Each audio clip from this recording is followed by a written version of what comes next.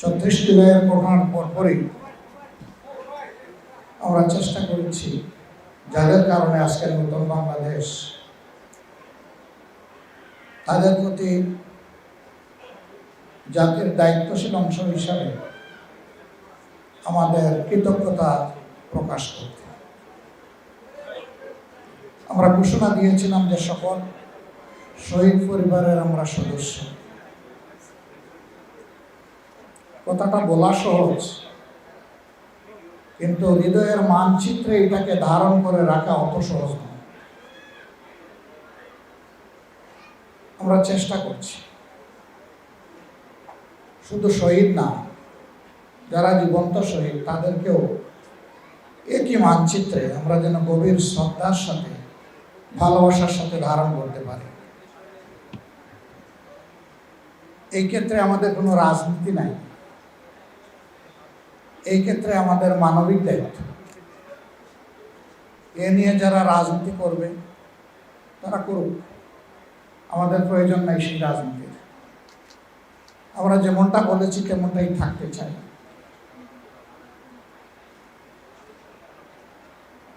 এবারকার এই রমাদান এবং আল্লাহ যদি হায়াত দেন তাহলে ঈদ শহীদ পরিবারগুলোর জন্য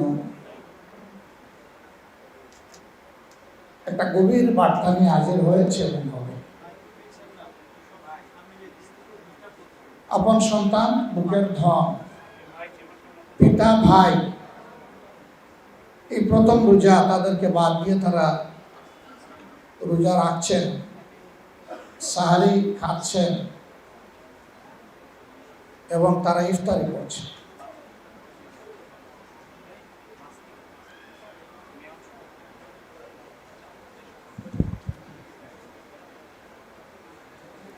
আমার বিশ্বাস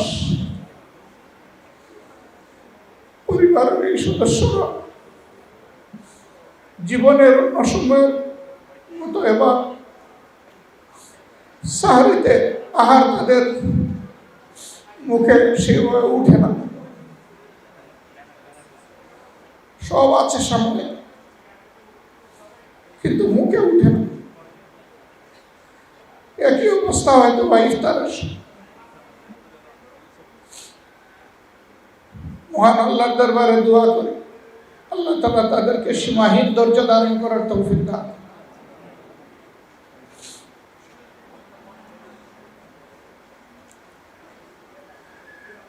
আমাদের প্রত্যেকেরই এক একটা ক্ষুদ্র পরিবার আছে, কারো মা বাবা সহ স্ত্রী, পুত্র কন্যা, ভাই বোন, কারো হয়তো আরো ছোট। আমরা চেষ্টা করি সাহারি এবং ইফতার একসাথে বসে। এই শহীদ পরিবারগুলোও চেষ্টা করে, কিন্তু ওই একটা আসন খালি।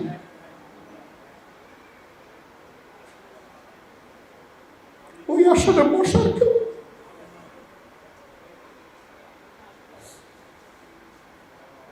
মহান আল্লাহর দরবারে দোয়া করে আল্লাহ যেন ওই আসন একজন রহমতের ফেরেশতা দিয়ে পূরণ করে দেন।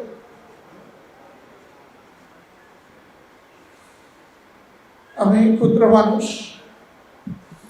যেহেতু বলেছি যে শহীদ পরিবারগুলো আমাদের সদস্য, আমরা তাদের পরিবারের সদস্য।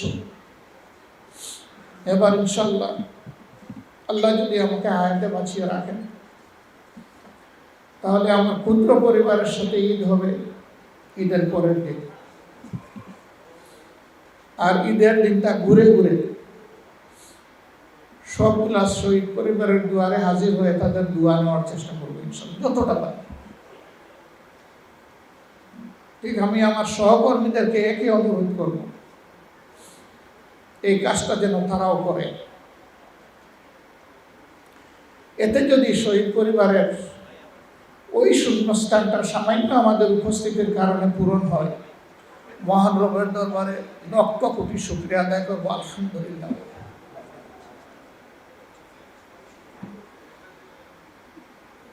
আজকে মানুষ মুখ খুলে কথা বলতে পারছে, কিছুটা স্বস্তির সাথে চলাফেরা করতে পারছে, যে শহীদ এবং আহত ভাই বোনদের ত্যাগের বিনিময়ে আমি দেশবাসীকে অনুরোধ করব, তাদের জীবন এবং রক্তের সাথে আমরা যেন এমন কোনো কাজ না করি যেটা তাদের রক্ত এবং জীবন অপমানিত হবে। আমরা যেন সর্বোচ্চ সম্মানের জায়গায় তাদেরকে ধারণ করে রাখতে পারি। আল্লাহ যেন এই তৌফিক দান করে।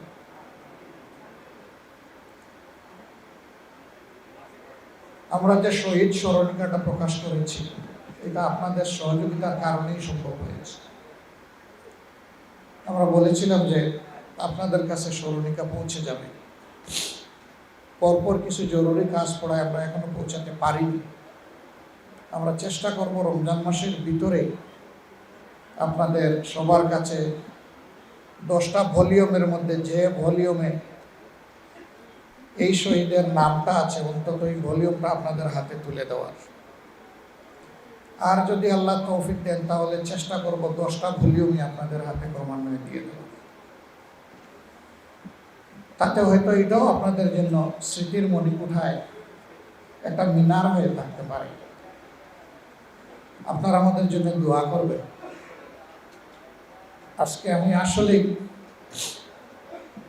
নিজেকে হারিয়ে বক্তৃতার ভাষাও হারিয়ে ফেলেছি।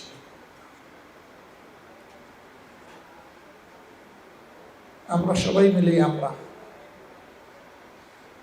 যেহেতু আমরা ঘোষণা দিয়েছি যে আমরা একটা পরিবারবদ্ধ,